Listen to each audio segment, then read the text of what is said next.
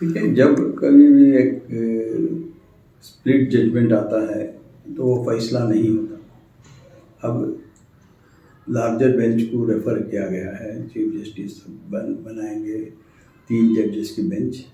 اب وہاں یہ معاملہ زیر غور ہوگا اور وہ ججمنٹ جو بھی آئے گا وہ سپریم کورٹ کا ججمنٹ ہوگا۔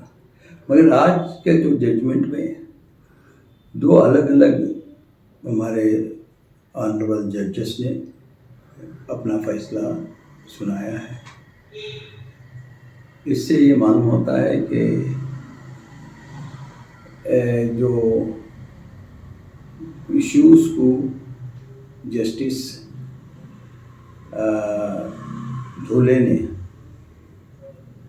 بڑے اچھے انداز میں انہوں نے کہا ہے کہ ان کے سامنے گرلس یعنی بچیوں کے لڑکیوں کی تعلیم بہت اہم ہے۔ یہ جو بھی حجاب وغیرہ کے ایشوز ہیں یہ سیکنڈری ایشوز ہیں۔ اہم چیز جو ہے ان کے سامنے لڑکیوں کی تعلیم، اور اس میں کوئی کسی قسم کی مداخلت یا کسی قسم کے رکاوٹ سے ان کی تعلیم کو دھکا نہ پہنچے، یعنی سم اینڈ سبسٹینس ان کے ججمنٹ کا یہ ہے۔ اور یہی ہونا چاہیے، جب ہم یہی ایکسپیکٹ کرتے ہیں کہ لارجر بینچ اس موقف کو ایکسیپٹ کرے گی اور جو کرناٹک کا جو فیصلہ ہے اس کو رد کرے گی۔ اب اس لیے اب اس بارے میں کچھ اور زیادہ مزید کرنا صحیح نہیں ہوگا، کیونکہ یہ اسپلٹ ججمنٹ ہے، یعنی دونوں موقف کو اپلٹ کیا گیا ہے۔ ایک جج اس کو ریجیکٹ کیا ہے، ایک جج اپیل کیا ہے۔ تو اس اب آئیے دیکھنا ہے جلدی سے جلدی اس پر تنازع کو حل کرنا پڑے گا۔ اور یہ 3 جج بینچ اب جلدی، کیونکہ اسکول اوپن ہو رہے ہیں، پھر ایجوکیشن کو افیکٹ نہ ہو، تو یہ 3 ججز کی بینچ ہے کہ چیف جسٹس اس کو جلدی سے بنائیں گے اور یہ 3 ججز کا فیصلہ جلد آئے گا۔ نہیں، میں یہ نہیں کہہ سکتا کہ اس میں عدلیہ کا فیصلہ لوگوں کو، کیونکہ یہ قسم سے یہ ہوتا ہے کہ ججز یہ فیصلہ نہیں، الگ الگ ان کے موقف ہو سکتے ہیں۔ پہلے بھی بہت سے ججمنٹ اسپلٹ ججمنٹ آئے ہیں، اور جب یہ لارجر بینچ کو ریفر کیا جائے گا تو فیصلہ صحیح فیصلہ نکلنے کی امید کرنا چاہیے۔ جی، حجاب کے یہاں ہائی کورٹ آف کرناٹکا کا جو فیصلہ آیا تھا اس کے خلاف سپریم کورٹ میں اپیل دائر کی گئی تھی۔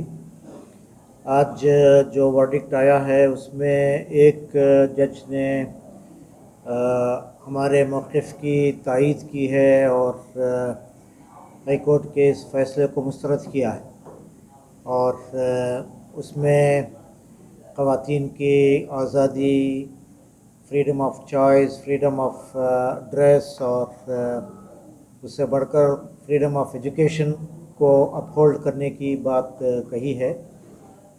یہ خوشائن بات ہے، مگر جیسا کہ بات سامنے آئی ہے، دوسرے جج نے ہائی کورٹ کے فیصلے کو برقرار رکھا ہے۔ اس طرح ایک اسپلٹ ورڈکٹ ہے۔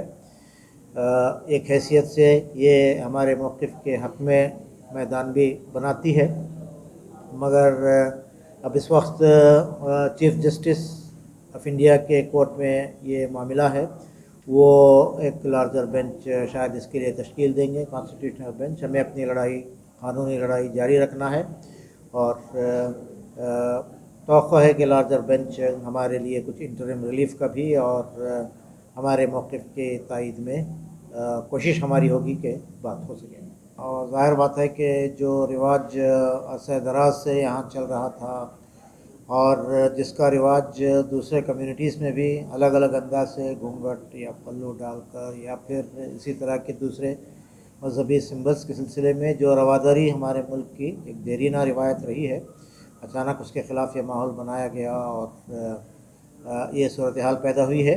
مسلمانوں کو صبر سے کام لینا چاہیے اور اپنی قانونی لڑائی کو جاری رکھنا چاہیے، اور اپنے مذہبی حقوق کے سلسلے میں اس پر پوری پابندی کے ساتھ عمل بھی کرنا چاہیے، اور اپنی تہذیب کو برقرار رکھنے کی پوری کوشش جاری رکھنا ہے۔